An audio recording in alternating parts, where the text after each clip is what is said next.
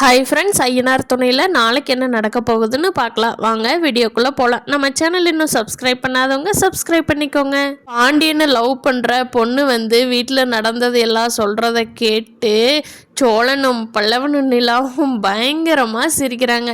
சேரன் தான் எல்லாம் கம்முன்றுங்கப்பா, ஏம்மா நான் பாண்டியன் கிட்ட பேசிக்கிறேன், நீ வீட்டுக்கு போமா, கவலைப்படாத, இதுக்கெல்லாம் புலம்பாத, அவன் ஏதோ சின்ன பையன் தெரியாதனமாக சொல்லிட்டான்மா, அவனை நான் கண்டித்து வைக்கிறேன், நீ வீட்டுக்கு போமா அப்படின்னு சொல்லிட்டு சேரன் அனுப்பிச்சி வச்சிடறாரு அந்த பொண்ணை.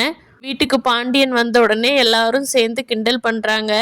நிலா பாண்டியனை தனியாக கூட்டிகிட்டு போய், ஏனுங்க உங்களில் தான் அந்த பொண்ணு லவ் பண்ணுது, அந்த பொண்ணை போய் சேரனாவை கல்யாணம் பண்ணிக்க சொல்கிறீங்களே, அந்த பொண்ணோட மனசு எவ்வளோ ஹர்ட் ஆகிருக்குன்னு தெரியுமா, ஆனால் அந்த பொண்ணு அவ்வளோ சீரியஸாக எடுத்துக்கல. வீட்டில் நாங்கள் எல்லோரும் இருக்கிறப்போ அந்த பொண்ணு சொல்லி புலம்பி தள்ளிட்டு போகுது.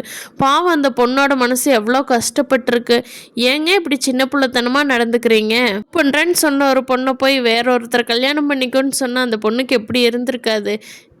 சரி பரவாயில்ல, சொன்னது சொல்லிட்டீங்க, இப்போ எப்பவும் போல் உங்கள் ஸ்டைலில் போய் அந்த பொண்ணுக்கு கிஃப்ட் கொடுத்து அந்த பொண்ணோட மனசை இது பண்ணிட்டீங்க இல்லையா, அதை சரி பண்ணுங்க போங்க அப்படின்னு சொல்லி நிலா பாண்டியனுக்கு அட்வைஸ் பண்ணுறாங்க. அதை கேட்ட பாண்டியன் அந்த பொண்ணை பார்க்குறக்கு போகிறாங்க. அந்த பொண்ணு பாண்டியனை எப்போ பார்த்தாலும் ஓடி பேசுகிற பொண்ணு இப்போ பாண்டியன் பார்த்துட்டு பேசாமையே நடந்து போயிட்டுருக்காங்க.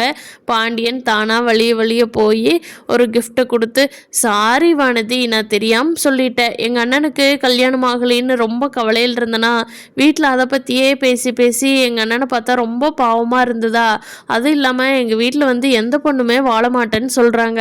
அதை கேட்டே ஒரு மாதிரி மனசு கஷ்டமாக இருந்ததுனால தெரியாமல் உங்ககிட்ட இந்த கேள்வி கேட்டுட்டேன், என்னை மன்னிச்சுக்கோ அப்படின்னு சொல்லி பாண்டியன் மன்னிப்பு கேட்குறாங்க. அந்த பொண்ணு, சரிடா பரவாயில்ல, இனிமேல் இது மாதிரி ஏதாவது எங்கிட்ட பேசினேன், எதை வச்சு ஒன்று அடிப்பண்ணே தெரியாது, போய் தொலை அப்படின்னு சொல்லி மனசை சமாதானம் ஆகிக்கிறாங்க. நிலாவுக்கு இன்றைக்கி ஒரு ஹாப்பி மோடில் தான் இருக்காங்க. பாண்டியனோட கதையை கேட்டு கொஞ்சம் நஞ்ச டென்ஷனும் ரிலாக்ஸ் ஆகிக்கிட்டாங்க.